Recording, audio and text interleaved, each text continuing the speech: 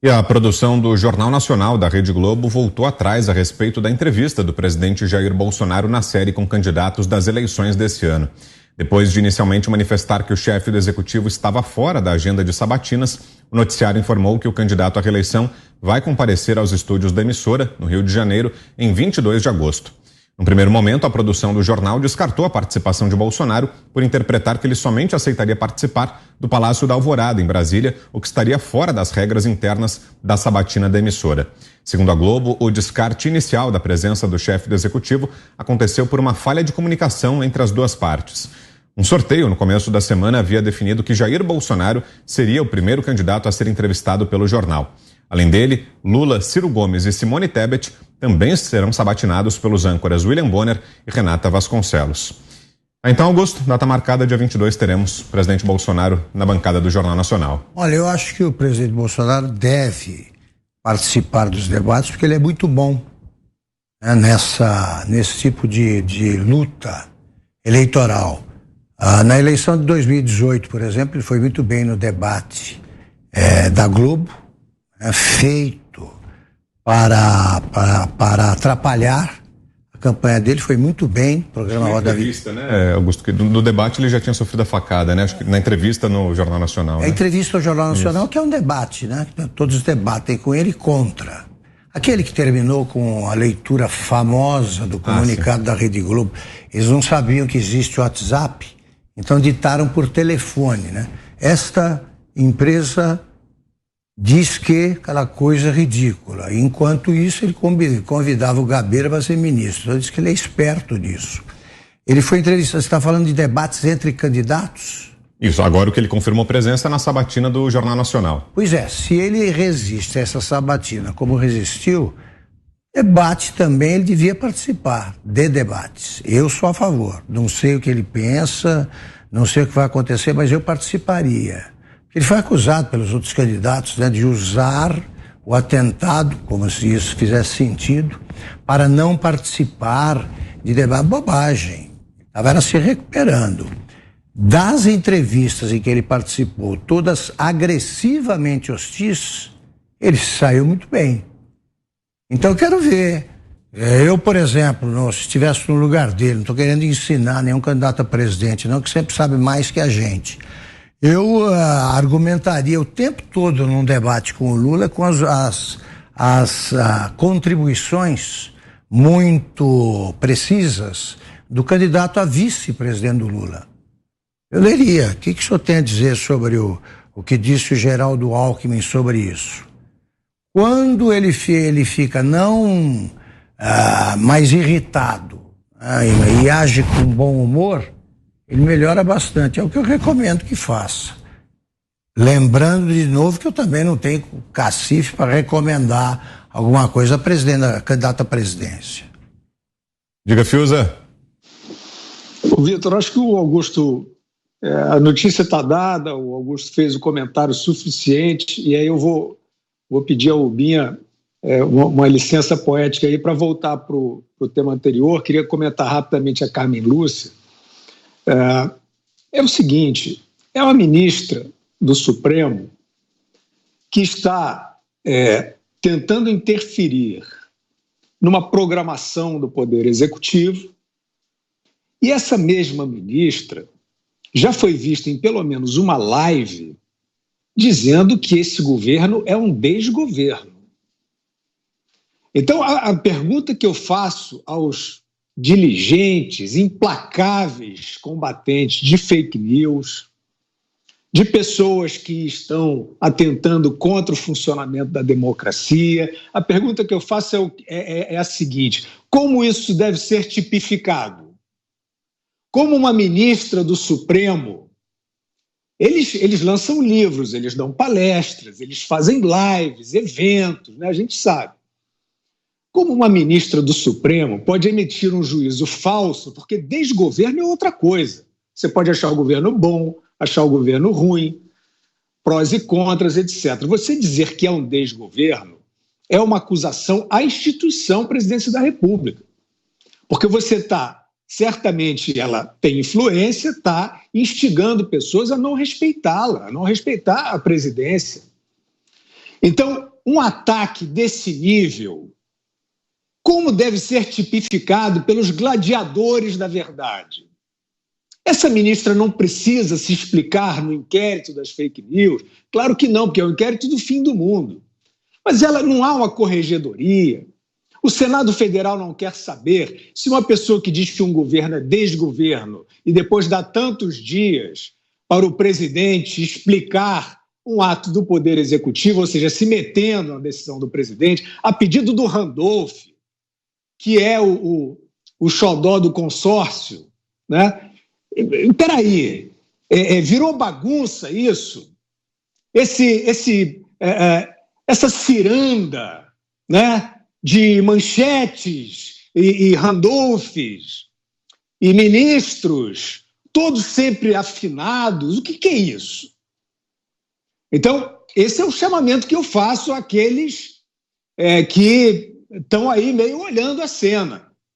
Isso não está bom, né? Agora, para concluir, Vitor, é o seguinte, um ato, né, previsto para o 7 de setembro, todo mundo sabe o que vai acontecer em condições normais. A sociedade, como já fez no 1º de maio de 2021, como já fez no 1º de agosto, caudalosamente no 7 de setembro, depois de novo no 1º de maio, aqueles atos que a imprensa finge que não houve, que o Lula tinha um quase igual, não sei o quê, aquelas coisas que a gente sabe. A gente sabe o que vai acontecer. O país muito preocupado com a lisura da eleição, porque os árbitros são desse tipo, agem desta forma. Isso não é um ataque. Vocês acham que eu estou fazendo um ataque ao Supremo? Eu estou defendendo o Supremo. Estou defendendo a instituição do Supremo Tribunal Federal. Como é que o Supremo Tribunal Federal pode conviver com um ministro que dá declarações contra um outro poder, destemperadas desse tipo? Então, eu estou tentando defender o STF, né, do mau uso dele. O que a gente sabe é que as pessoas vão por uma eleição limpa porque elas estão desconfiadas. Só que elas têm feito isso de forma pacífica. É mentira esse papo de fascismo. Ela tem feito isso de maneira apartidária. Não tem esse negócio de dizer que é claque de um. Que claque, companheiro? O país inteiro na rua é claque. O país inteiro na rua é milícia. Acorda do ridículo que vocês estão passando. Agora, eu queria realmente concluir dizendo o seguinte: com esse tipo de preparação, com essas manchetes que eu nunca vi tamanha desonestidade intelectual, dizendo que vai acontecer um grande golpe da sociedade. Não, a sociedade está desconfiada dessas urnas, lógico. Não querem aprimorar, não querem nada, a Comissão de Transparência não funciona. A sociedade está desconfiada com toda a razão. Há vulnerabilidade, todos sabem. Agora, a minha preocupação, Vitor, é o que vai acontecer nesse dia? Será que esses que estão plantando essa falsidade de que o povo na rua, pelas instituições, pela liberdade e pela lisura, é fascismo, é antidemocrático, será que não vai haver plantação de violência? Eu tenho, pessoalmente, essa dúvida. Será que não vão aparecer os black blocs? Será que não vai ter um incidente para jogar no colo do presidente da República? Eu manifesto aqui, com toda a franqueza e honestidade, a minha preocupação com isso. E eu tenho o direito de fazer isso porque o nível de falsidade, né, nessas referências ao 7 de setembro, referências futuras, referências, projeções do 7 de setembro, como é que eles sabem? O 7 de setembro passado foi pacífico. O que aconteceu? Qual foi o problema? Não, ataques ao STF. Não, o STF, que quando não faz o seu trabalho direito, ataca a sociedade. Eu tenho a preocupação, porque quando a má-fé aparece, quando você tem um ministro dizendo que é um desgoverno, você sabe que ele... boa-fé, isso não pode ser. Aí tudo pode acontecer. Eu tenho a preocupação, com muita gente na rua em paz, como tem sido sempre, que haja plantação de violência. Eu espero que isso não aconteça. Você, Zé, sobre a sabatina e a confirmação agora da presença do presidente Jair Bolsonaro nessa entrevista no Jornal da Globo, Jornal Nacional da Globo, que nos diz, Vitor, eu entendo que os veículos de comunicação têm sim o direito de definir regras e os entrevistados dizem se aceitam ou não. Só que no caso de um presidente da República é tudo muito mais complicado, né? O deslocamento do presidente da República, a segurança, o local da entrevista, tudo isso é muito complicado. Eu me lembro aqui de um presidente da República, ele falando que gostaria de ir num determinado local, na casa de um amigo, e aí ele se lembrou que ao chegar na casa do amigo, ele dizia, né, numa conversa informal com jornalistas, de que ao chegar na casa do amigo ele não chegaria sozinho. Teria primeiro um grupo de profissionais, né, que fazem aquela incursão inicial e antecipada para estudar sistema de segurança. Depois haveria todo o isolamento da área. E aí chegaria o presidente com ajudante de ordem, com segurança, quer dizer, uma confusão. É assim, né? O próprio decreto que estabelece regras para o exercício da presidência da República define ali uma comitiva mínima para o presidente que inclui corpo de bombeiros, inclui viaturas, batedores, inclui um carro reserva. Então não é uma coisa tão simples. Então, neste caso, acho que o presidente Jair Bolsonaro tem razão ao pedir, ao solicitar que a entrevista fosse no próprio Palácio da Alvorada. E entendo que isso não seria nem diminuir a qualidade e muito menos a atenção, pelo contrário. O presidente receberia lá no Palácio da Alvorada, que é a residência oficial, os profissionais da Globo. Eu acho até que é uma atenção. Quando as pessoas visitam a sua casa, você está dando a eles uma atenção especial. Mas aí o presidente aceitou ir lá nos estúdios da TV Globo no Rio de Janeiro.